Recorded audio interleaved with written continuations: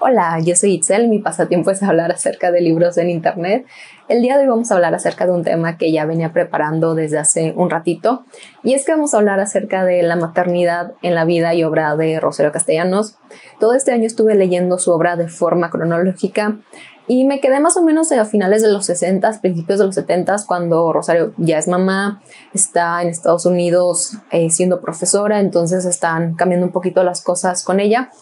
También estuve dando un círculo de lectura en la Casa de los Perros precisamente para comentar todas estas lecturas y aprendí muchísimo acerca de Rosario, no solamente como escritora, sino también como persona, porque había gente que no había tenido como estos estudios literarios, sino que a lo mejor había estudiado cualquier otra cosa, tenía otra formación, entonces también le dieron un enfoque distinto a Rosario como persona y también a lo que ella produjo. Y les puedo decir que el tema de la maternidad está ahí en la obra de Rosario y a veces es más importante, otras veces le pone el foco a otros temas, pero está ahí de principio a fin, está en cartas, cuentos, ensayos, novelas, poemas, o sea, está en la mayoría de su obra. Y además ella tuvo una relación medio complicada con la maternidad, ya sea con su madre, con el tema del embarazo cuando a ella le tocó vivir esa etapa, y también con el cuidado de los infantes, ya sea cuando ella era una niña y también cuando a ella le tocó ser madre. Así que creo que vale la pena que hablemos acerca de esto. Primero vamos a empezar por Balún Canán, que es su primera novela.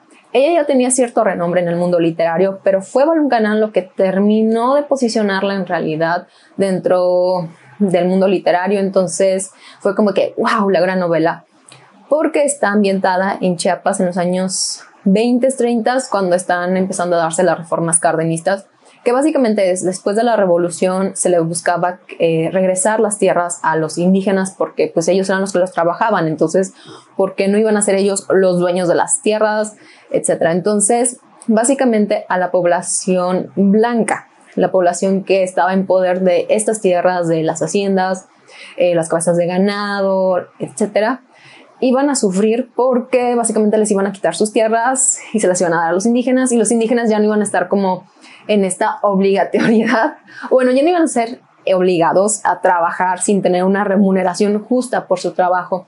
Y esto es justamente lo que le pasa a la familia de Rosario Castellanos en la vida real.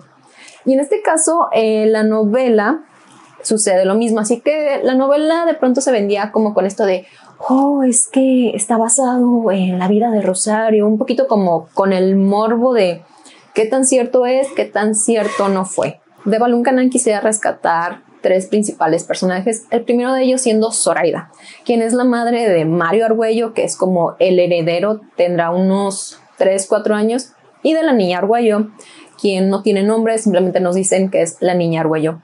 Zoraida es una mujer blanca, pero de una clase social inferior a César Argüello, que es como este gran señor que es mayor que ella, que tiene muchísimo dinero, mucha influencia en Comitán. Entonces Zoraida es como una bendición para ella, es como una fortuna que un señor mayor que ella, que pudo haber tenido cualquier otra mujer, a lo mejor más bonita, de una mejor familia, con más dinero, con una mejor educación, pero que la haya escogido ahí. Entonces es como que Zoraida siempre tiene que estar a la defensiva y procurando que la familia no caiga en desgracia por cualquier situación. La cosa con Zoraida es que está de cierta manera como obligada a dar un heredero para la familia Argüello, ya que César, a ser el hijo mayor, es quien heredó la gran mayoría de las tierras, de las propiedades, etcétera. Pero esas propiedades solamente se pueden heredar por la parte masculina. Entonces Zoraida pudo haber tenido 6 hijas, 10 hijas, y de nada iba a servirle a ella y a César, porque esas propiedades no iban a pasar directamente a las hijas, sino al hijo. Así que cuando nace la niña Argüello es como de bueno, sí, quedé embarazada, ya di a luz, pero es una niña.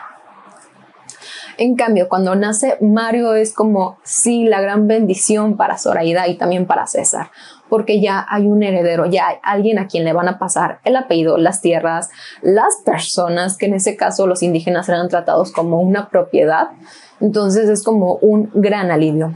Ahora, una vez que nace Mario, para Zoraida, su trabajo es procurar que Mario realmente llegue a la adultez, que sí se logre, y es algo que se nos repite a lo largo de la novela. Entonces Zoraida está siempre muy cuidadosamente encima de Mario, está siempre cuidándolo, procurando que esté bien. Y a la niña Argüello lo que hace es dejarla de lado, ser bastante negligente como madre con ella, que de nuevo, esto es dentro de la novela, que recuerden que está basado en lo que vivió Rosario, así que voy a dejar que ustedes saquen sus conclusiones si ya han leído la novela, si no, los invito a que la lean, para que ustedes, pues, ahí ustedes hagan sus comentarios acerca de que, bueno, qué tanto es ficción, qué tanto no lo es. Pero la cosa es que Zoraida nos muestra que como madre es casi una obligación para poder perpetuar el apellido, la riqueza, la línea de sangre. Y en el caso de ella, como es una mujer que viene de una clase social más baja, es casi como un salvamento para poder quedarse dentro de esa familia, para poder asegurar su lugar. Porque Zoraida, al no ser una Argüello, al no tener un apellido de renombre, está bastante más relegada que otros personajes femeninos que sí son Argüello, que sí son hijas de algún otro personaje masculino, pero que su apellido sí es Argüello, como lo son Francisca y Matilde, que son primas de César, o incluso la propia niña Argüello, o sea, tiene como un poquito más de seguridad ellas que sí son Argüello, nacidas dentro de la familia, que Zoraida, por ejemplo. Aquí quiero aprovechar para citar el ensayo de Jessica Naid que se titula El vientre burlado, la esterilidad en la obra de Rosario Castellanos. Primeramente nos dice, mientras avanza la narración, la personaje menciona que si no hubiera tenido hijos, su esposo ya la habría dejado, mostrando de nuevo el machismo, a la mujer vista como recipiente para engendrar, para perpetuar el apellido. En cuanto a la niña Argüello, ella, su figura materna en realidad es su nana. La nana en este caso es una mujer indígena que viene de un rancho que se llama Chactajal. Y ella, la nana, nos dice a lo largo de la novela que la arrancaron de Chactajal, de su familia, su comunidad, su lengua, sus costumbres, y la trajeron a Comitán para que ella se encargara de esta niña Argüello. La nana es quien la educa, quien le cuenta cuentos, la baña, la regaña, o sea, básicamente suple a este personaje femenino que debió haber sido Zoraida como la madre, pero que terminó siendo la nana. Y además, ellas dos sufren bastante cuando hay una separación, ya que la familia se mueve de Comitán hacia la hacienda.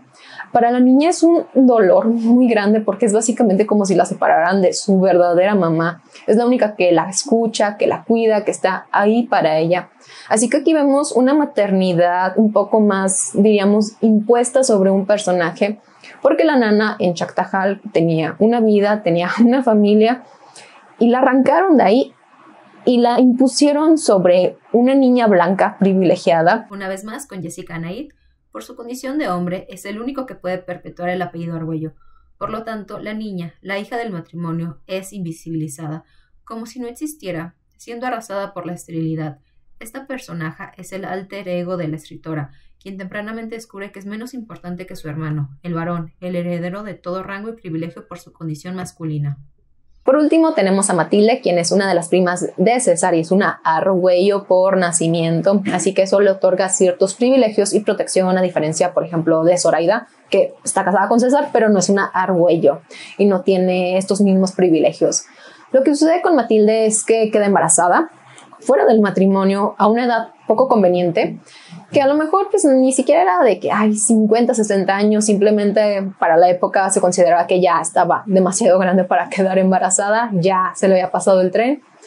Y además de un hombre de un rango inferior a ella y que no era conveniente para Matilde y para la familia en general. Lo que sucede es que es de nuevo esta como maternidad que no se buscaba, que no se quiere, porque incluso Matilde y la familia buscan terminar este embarazo. Pero aquí yo siento que con Matilde se refleja un poquito lo que pasa con las mujeres que están fuera de la sociedad, porque Matilde vivía con sus hermanas en una hacienda que estaba lejísimos de Comitán, entonces los chismes, las habladurías y todo este escarnio público que habría vivido si estuviera ella en Comitán y se hubieran enterado, pues no le va a hacer nada, así que a lo mejor pudo haber pasado lo que hubiera pasado, ya sea que se casara con un hombre que no le convenía, que tuviera el hijo, etc. Pero Matilde, al estar tan protegida por el tema de la lejanía geográfica y por la seguridad que le daba ser un Argüello, de todas maneras, como que ella estaba un poquito más protegida, al contrario que otras mujeres de su época. Ahora vamos a hablar acerca de la segunda novela de Rosario Castellanos, que fue Oficio de Tinieblas. Esta novela sigue hablando acerca de estos temas de los indígenas, la población blanca, problemas entre ambos en el sur de Chiapas, pero también al ser más extensa se presta a que los personajes sean más complejos y a que ella continúa con ciertos temas pero explorándolos con mayor profundidad. En este caso, Isabel es madre de Idolina, que pues están ellas en una familia bastante acomodada, son así como que entre las más conocidas del pueblo, pero Idolina cuando nació, Isabel no se pudo hacer cargo de ella por X o Y, así que como cualquier familia blanca, como ya habíamos visto en Balloon Canal, lo que hacen es que toman a una chica indígena, la arrancan de su pueblo, de su familia, de sus costumbres, de su lengua, y básicamente llega a un punto en el cual la nana indígena tiene que darle de comer, tiene que darle leche materna a esta Idolina. Y para acabarla de rematar, la nana indígena acababa de ser mamá y su niña bebé muere lejos de ella porque obviamente no estuvo ahí para poder alimentarla. Así que esto continúa como esta idea de que, bueno, las mujeres blancas adineradas a lo mejor nada más tenían hijos, pero realmente no se hacían cargo de ellos. Y eran a las mujeres indígenas a quienes se les imponía esta maternidad para que crearan hijos que ellas no tenían ningún tipo de relación consanguínea ni nada. Y en el caso de esta nana, se les roba su verdadera maternidad y básicamente se queda así como de, bueno, ahora yo soy la mamá de Idolina, y así es como se nos muestra el vínculo entre estos dos personajes, de que en realidad pues es más bien la nana la que es la mamá de Idolina e Isabel es esta figura con la cual ella compite. Otro de los personajes en el que también vemos este tema complejo de la maternidad es en Marcela Díaz Oso. Es una chavita, una jovencita indígena que sufre un abuso por parte de un hombre blanco y producto de eso queda embarazada. Así que, como es una deshonra que haya pasado todo eso, su familia busca casarlo con un hombre, el primero que acepte. Y es un hombre que tiene una mala reputación dentro de la comunidad indígena, pero pues acepta casarse con Marcela, así que eso de cierta manera como que termina salvándola a ella y a su familia. Y una vez que Marcela da a luz, la hermana de su esposo, quien es Catalina Díaz Puija, y su esposo se quedan con el hijo, con Domingo. Entonces a Marcela vemos cómo le toca vivir con este trauma del abuso, de casarse con un hombre que ni siquiera ella conocía, que tenía una malísima reputación en su comunidad, y después de haber dado luz y que le arrebataran esa oportunidad de ser madre. Y después con Catalina. Catalina tenía esta fama de ser una bruja y de que algo había hecho para que se le secara el vientre, para que no pudiera tener hijos.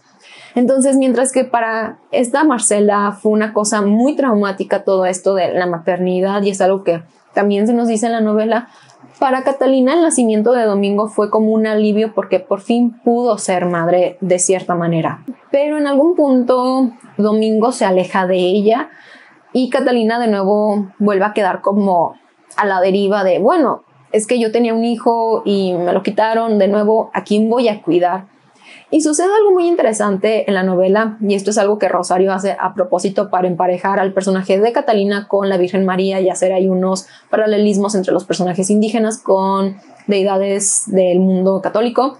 Y es que Catalina, sin estar embarazada ni nada, da de cierta manera a luz a unos dioses de barro en una cueva. Pero eso son cosas que se explican mejor en la novela y no les voy a hacer spoilers porque la tienen que leer. La mujer se minimiza, considerando la maternidad como el único propósito de una mujer, haciendo a un lado su valor y utilizando la descendencia como un arma para retener a un hombre, a un marido. Como nos dice Jessica Naid, en estas dos obras vemos la maternidad como una obligación, algo que se tiene que realizar no por voluntad propia, sino como un castigo después de un abuso o como una obligación para permanecer dentro de una familia y ganar estatus. Además de una maternidad impuesta a las mujeres indígenas por parte de las mujeres blancas, ya se pudieron permitir el arrebatar a las mujeres indígenas de sus lugares de origen, familias y separarla de sus hijos sin ningún tipo de repercusiones. Una vez explicado esto en la obra de Rosario Castellanos, vamos a pasar a su vida. que yo sé que algunos van a decir de que, ay, es que hablar acerca de la vida de los escritores es como que no muy ético y pues que nos va a interesar el chisme. En el caso de Rosario Castellanos, creo que sí vale la pena explorar lo que pasó con ella. Y esto no es chisme, son documentos, o sea, son cosas que sí están ahí, que ella dejó en su obra, en cartas, etcétera, pero también hay estudios acerca del tema. En primer lugar, Rosario tuvo una relación muy complicada con su mamá, como pudimos ver en Baloncanán, que bueno, no sabemos qué tan cierto, qué tanto no lo fue. Sí es cierto que cuando los padres de Rosario se enteraron de el fallecimiento de su hermano menor, Mario Benjamín, quien iba a heredar todo lo de su familia, los Castellanos en Comitán, pues sus padres se alejaron bastante de ella. Dice Elena Poniatowska incluso que el padre de Rosario prefería pasar tiempo en la tumba de Mario leyéndole cuentos antes de pasar tiempo con ella. Además, Rosario quedó huérfana a temprana edad. Antes de los 25 años, sus dos padres habían fallecido y también Mario, así que ella ya no tenía su familia nuclear. Y también hay cartas, en Cartas a Ricardo, en donde ella le habla acerca de esto, de su familia, de temas de su educación, etc. Ahora que ya mencioné a Ricardo, tenemos que hablar acerca de la relación que tuvieron, porque no solamente fue un noviazgo, también se casaron. La cosa con Ricardo es que pues, tuvieron un noviazgo en los años 50 que quedó como en stand-by cuando Rosario se fue a una estancia en Europa. Y la cosa es que quedaron de que, bueno, si Rosario se quedaba en Europa, a lo mejor Ricardo la podía seguir allá, o cuando Rosario regresara a México, pues veían qué onda. Y en 1951, cuando ella regresa, se termina todo porque resulta que Ricardo se casó con otra mujer y como que Rosario no estaba enterada del todo, que resultó ser la pintora Lilia Carrillo, quien ahorita está teniendo una exposición en el Palacio de Bellas Artes, lo cual me gusta mucho porque le están dando el reconocimiento que ella también se merece. Así que Ricardo se casa con Lilia, tienen 2 hijos, después se divorcian en el 56 y un año después se casa con esta Rosario. Voy a hacer una pausa porque cometí un error en cuanto a los datos históricos. Mientras tanto, les dejo estas 2 fotografías que creo que son del archivo personal de Gabriel y que fueron expuestas en San Ildefonso por la exposición que se hizo de Rosario Castellanos a 100 años de su nacimiento. En la primera aparece la pareja Rosario y Ricardo y de izquierda a derecha los niños son Juan Pablo, Gabriel y Ricky. Y ya en la segunda fotografía son ellos 3. También voy a citar a Elena Poniatowska en el prólogo a Cartas a Ricardo que se titula El del querido niño guerra al Caballitos de Lote, que el Caballitos de Lote sería Gabriel, y dice: Ricardo no ha tenido a bien informarle que se ha casado en 1951 con Lilia Carrillo y que esperan un hijo, Ricky, mientras Rosario insiste en sus apasionadas misivas, y habrá de insistir siempre, cualesquiera que sean las circunstancias, salvo en 1967, que de plano pide el divorcio. Lilia y él, becados en París, dejarán a Ricky con Socorro García, madre de Lilia. Tal parece que Ricardo da vueltas y revueltas como la ardilla de la fábula y resulta difícil seguirle. En 1954, Lilia conoce al pintor Manuel Figueres. Se separa de guerra en París, aunque está embarazada de su segundo hijo, Juan Pablo, y regresa a México. Más tarde, Rosario tratará a Ricky y a Pablito como propios. Juan Pablo nace en casa de Socorro García, madre de Lilia, mientras Guerra va de París a Heidelberg. Al regresar él a México, se divorcian. Rosario regresaba de Chiapas, de su trabajo en el Instituto Indigenista, dirigido por Alfonso Caso. Volver a ver a Ricardo y casarse en un solo acto.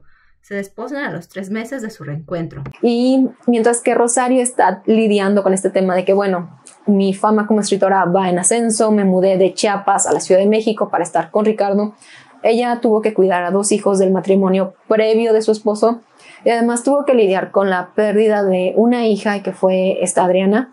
Y esto queda plasmado en el poemario de Lívida Luz, que a mi parecer es su mejor poemario. Me encanta, me parece una grandísima obra. Lívida Luz, Rosario no solamente habla de temas pues sociales, que ya era algo que estaba rondando su obra, acerca, por ejemplo, de injusticias hacia la población indígena en Chiapas, sino que también habla acerca del cuerpo femenino, materno, como algo que aprisiona, como un ataúd, porque ella como que no logra entender, porque si ella quiere ser madre, si es algo que lleva buscando tanto tiempo, si ya tiene una familia, si ya está con el hombre que siempre quiso, porque simplemente no puede ser mamá. Fue como de, ¿qué onda? Porque por más que yo quiero ser mamá, por más que tengo los recursos monetarios, la estabilidad económica, tengo la familia, ¿por qué yo no puedo ser mamá?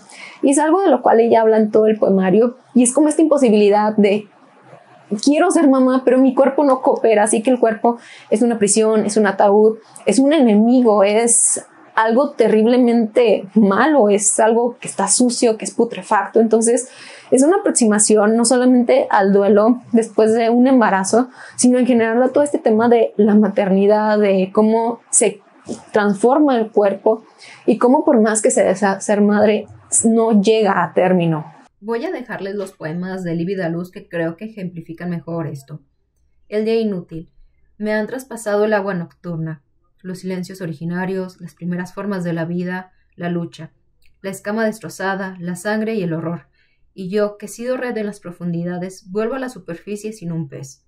Destino. Matamos lo que amamos, lo demás no ha estado vivo nunca.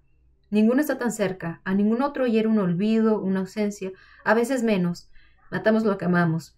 Que cese ya esta asfixia de respirar con un pulmón ajeno. El aire no es bastante para los dos, y no basta la tierra para los cuerpos juntos, y la ración de la esperanza es poca y el dolor no se puede compartir. El hombre es animal de soledades, ciervo con una flecha en el ijar que huye y se desangra. Ah, pero el odio, su fijez insomne de pupilas de vidrio, su actitud que es a la vez reposo y amenaza. El ciervo va a beber y en el agua aparece el reflejo de un tigre. El ciervo bebe el agua y la imagen. Se vuelve, antes que lo devoren, cómplice, fascinado, igual a su enemigo. Damos la vida solo lo que odiamos. El despojo. Me arrebataron la razón del mundo y me dijeron, gasta tus años componiendo este rompecabezas sin sentido. No hay más. Un acto es una estatua rota. Una palabra es solo la imagen deformada en un espejo. ¿Qué vas a amar? ¿Un cuerpo que se pudre? ¿Ese pantano lento en que te ahogas? ¿O un alma que no existe? ¿Qué puedes esperar? El tiempo es lo continuo, y si dices mañana, mientes, pues dices hoy. Y ni siquiera se muere. Algo muy leve cambia y sigues, dura, en piedra, creciendo en vegetal y otra vez despertando en lo que eras. Otra vez, otra vez. Me dijeron, no busques, nada se te ha perdido. Y los vi desde lejos ocultar lo que roban y reír. Canción de cuna. ¿Es grande el mundo? Es grande, del tamaño del miedo. ¿Es largo el tiempo? Es largo, largo como el olvido. ¿Es profunda la mar? Pregúntaselo al náufrago. El tentador sonríe, me acaricia el cabello y me dice que duerma. Revelación. Lo supe de repente. Hay otro. Y desde entonces duermo solo a medias y ya casi no como. No es posible vivir con este rostro, que es el mío verdadero y que aún no conozco. Nacimiento. Estuvo aquí. Ninguno, y él menos que ninguno, supo quién era, cómo, por qué, a dónde. Decía las palabras que los otros entienden, las suyas no llegó a escucharlas nunca. Se escondía en el lugar en que los otros buscan, en su casa, en su cuerpo, en sus edades, y sin embargo ausente siempre y mudo. Como todos fue dueño de su vida, una hora o más, y luego abrió las manos. Entonces preguntaron, ¿era hermoso? Ya nadie recordaba aquella superficie que la luz disputó por alumbrar y le fue arrebatada tantas veces. Le inventaron acciones, intenciones, y tuvo una historia, un destino, un epitafio. Y fue, por fin, un hombre. Presencia. Algún día lo sabré. Este cuerpo que ha sido mi albergue, mi prisión, mi hospital, es mi tumba.